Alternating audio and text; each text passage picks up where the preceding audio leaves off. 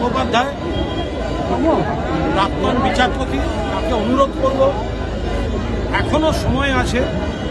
আপনি আচমকা বিজেপিতে যাওয়াটা আপনার ভুল সিদ্ধান্ত। এখনো সময় আছে। কারণ কথায় প্ররোচিত না হয়ে আপনি জানিয়ে দিন আপনি দাঁড়াবেন না। কারণ তমলুক লোকসভা কেন্দ্রে দেবাংশু ভট্টাচার্যের কাছে আপনি নিশ্চিতভাবে পরাজিত হতে চলেছেন। আর এই 2 মাসের শুধুমাত্র আপনি প্রচারে থাকবেন, তারপরে কিন্তু আপনাকে যে তমলুকে নিয়ে যাচ্ছে সেও আপনাকে চিনতে পারবেন। সুতরাং অভিজিৎ গঙ্গোপাধ্যায় আরেকবার ভেবে দেখুন।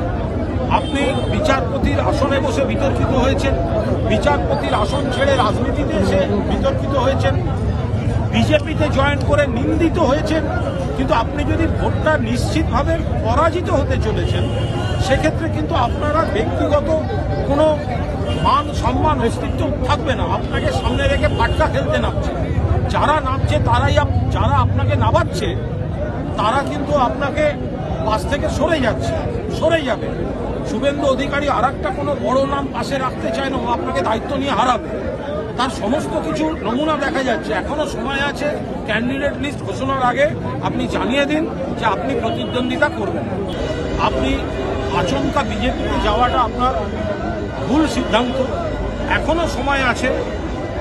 কারণ কথায় প্ররোচিত না হয়ে আপনি জানিয়ে দিন আপনি দাঁড়াবেন না।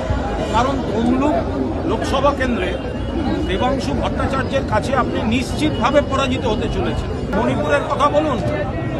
যদি নির্বাচন কমিশনাররা, কেন্দ্রের নির্বাচন কমিশন নরেন্দ্র মোদীর হাতের পুতুল হিসেবে খেলছে, বিজেপির কথাগুলোকে তারা মুখ দিয়ে বলছে আমরা তো সবাই শান্তি চাই, তো বিজেপিকে বলুন অশান্তি যেন না করে। মণিপুরে প্রধানমন্ত্রীকে বলুন, মণিপুর চলছে এখনো পর্যন্ত প্রধানমন্ত্রী একবার 1 মিনিটের জন্য মণিপুর রাজ্যে পা রাখেননি। তো তাহলে নির্বাচন কমিশন কেন বলবেন না যে কেন্দ্রীয় সরকার, কেন্দ্রের প্রধানমন্ত্রী তারা যাক মণিপুরে, কেন এখনো যাননি? ওগুলো সামলান। বাংলা ঠিক আছে, আমরা কেন্দ্রের নির্বাচন কমিশনকে বলবো আপনারা বাহিনী পাঠালে পাঠাবেন, কিন্তু দলদাসপনা করতে শিখিয়ে পাঠাবেন না। 21 সালের শীতলকুচিতে গুলি করে একাধিক ব্যক্তিকে আপনারা মৃত্যুর কোলে ঢলতে বাধ্য হয়েছিলেন। ফলে কেন্দ্রের বাহিনীর বিরুদ্ধে বারবার অভিযোগ আসে যে ভোটারদের ভোটার লাইনে প্রভাবিত করছে, এলাকায় বিজেপির হয়ে কাজ করছে। সেসব যেন না হয়, তাহলে কিন্তু প্রতিবাদ হবে। শুধু পেশি শক্তি নয়, নির্বাচনের টাকার অপব্যবহার রুখতে এবারে করা হয়েছে commission. GST, excise, income tax এবং বিভিন্ন কাস্টমসকেও সতর্ক থাকতে বলা হয়েছে। দেখুন, তারা কি করা হবে, কোন কোন এজেন্সিকে নামাবে সেটা তাদের ব্যাপার। মুশকিল হচ্ছে বিজেপির বিরুদ্ধে তো তারা সেই এজেন্সিগুলোকে নামায় না। বিজেপির হাতে সবথেকে বেশি ফান্ড, সবথেকে বেশি টাকা, সেগুলো দেখুক। বিজেপিতে যারা জয়েন করে যায় তারা ওয়াশিং মেশিনে যেন সব সাদা হয়ে যায়।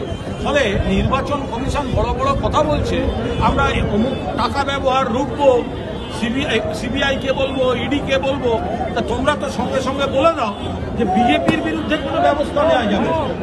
যে কথাটা নির্বাচন কমিশন বলবে সেটা যেন নিরপেক্ষতা বজায় থাকে। বিজেপির শাখা সংগঠনের আচরণ যদি করে তাহলে বাংলার মানুষ ক্ষমা করবে।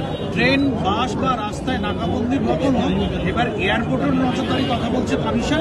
বিশেষ করে যেখান থেকে চার্টার ফ্লাইট হলে যে সমস্ত নেতানেত্রীরা প্রচারে যান সেক্ষেত্রেও তাহলে তো বিজেপির যে সমস্ত বিভিন্ন রাজ্য থেকে এ রাজ্যে ডেলি প্যাসেঞ্জারি করেছিল 21 সালে, আমরা তো বারবার বলেছিলাম ওগুলোকে তল্লাশি করা হোক।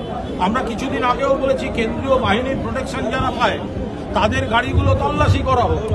আমরা তো কোথাও তল্লাশি বারণ বলছি না, দরকার হলে আমাদের গাড়িও তল্লাশি করা হোক, কিন্তু কোনো নিয়ম তৈরি করে সেটা বিজেপির ক্ষেত্রে প্রযোজ্য হবে না আর বাকিদের ক্ষেত্রে জোর করে প্রযোজ্য করা হবে, এই জিনিস কিন্তু চলবে না। নির্বাচন কমিশন এও বলছে কোথাও কোনো চুক্তিভিত্তিক কর্মীদেরকে নির্বাচনের কাজে লাগানো যাবে না, যেক্ষেত্রে বিরোধীরা এর আগেও দাবি করেছিল বিভিন্ন চুক্তিভিত্তিক সরকারি কর্মচারী বা সিভিক ভলান্টিয়ারদেরকে ভোটে না লাগানো। দেখুন, এর আইনি নানা দিক আছে। ফলে নির্বাচন কমিশন যেটা বললেন তার মধ্যে আইনি কি কি দিক আছে সেগুলো খতিয়ে দেখে বলতে পারবো, এবং সাধারণভাবে সকলের জন্য যে নিয়ম গ্রাহ্য হবে, সব রাজ্যে যে নিয়ম গ্রাহ্য হবে সেই নিয়ম নিশ্চিতভাবে আমরাও মেনে চলব। কিন্তু সেই নিয়মের বৈধতা আছে কিনা, সেই নিয়ম কারোর কথায় চাপিয়ে দেওয়া হচ্ছে কিনা, সেটাও নিশ্চয়ই আইনিভাবে খতিয়ে দেখা হবে। মানে কাঁথিটা ইতিমধ্যেই হাতছাড়া, বাকি ও যেদিকে যাবে সেগুলো হাতছাড়া, সেটাই তো ঘুরিয়ে বলে গেছে। তাই তো বলেই গেল। আপনি যেটা বলছেন, ও যদি এটা বলে থাকে, কাঁথিতে অধিকারীদের জিততে হবে না, পরিবারবাদ যেভাবে চাপিয়ে দিয়েছে কাঁথিতে,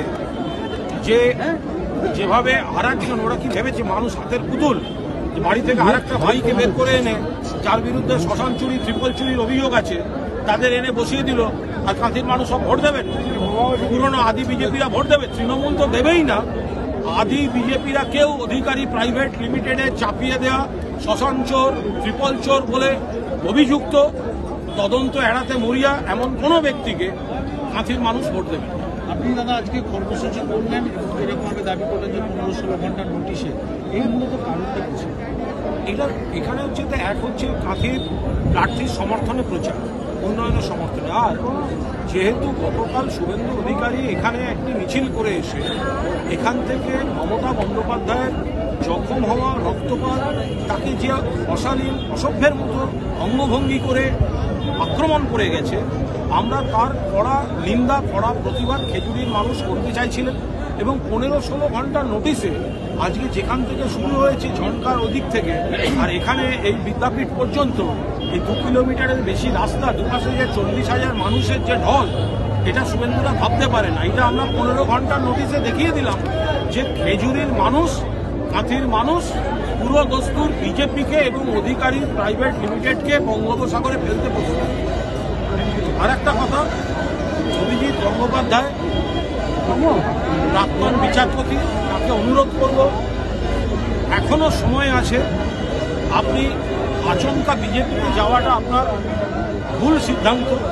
এখনো সময় আছে, কারণ কথায় প্ররোচিত না হয়ে আপনি জানিয়ে দিন আপনি দাঁড়াবেন না। কারণ তমলুক লোকসভা কেন্দ্রে দেবাংশু ভট্টাচার্যের কাছে আপনি নিশ্চিতভাবে পরাজিত হতে চলেছেন। আর এই 2 মাসের শুধুমাত্র আপনি প্রচারে থাকবেন, তারপরে কিন্তু আপনাকে যে তমলুকে নিয়ে যাচ্ছে সেও আপনাকে চিনতে পারবেন। সুতরাং অভিজিৎ গঙ্গোপাধ্যায় আরেকবার ভেবে দেখুন। আপনি বিচারপতির আসনে বসে বিতর্কিত হয়েছেন, বিচারপতির আসন ছেড়ে রাজনীতিতে এসে বিতর্কিত হয়েছেন, বিজেপিতে জয়েন করে নিন্দিত হয়েছেন, কিন্তু আপনি যদি ভোটটা নিশ্চিতভাবে পরাজিত হতে চলেছেন, সেক্ষেত্রে কিন্তু আপনারা ব্যক্তিগত কোনো মান সম্মান অস্তিত্ব থাকবে না। আপনাকে সামনে রেখে পাট্টা খেলতে নামছে, যারা নামছে তারাই, যারা আপনাকে নামাচ্ছে তারা কিন্তু আপনাকে পাশ থেকে সরে যাবে। শুভেন্দু অধিকারী আর একটা কোনো বড় নাম পাশে রাখতে চায় না, ও আপনাকে দায়িত্ব নিয়ে হারাবে। তার সমস্ত কিছু নমুনা দেখা যাচ্ছে। এখনো সময় আছে, ক্যান্ডিডেট লিস্ট ঘোষণার আগে আপনি জানিয়ে দিন যে আপনি প্রতিদ্বন্দ্বিতা করবেন।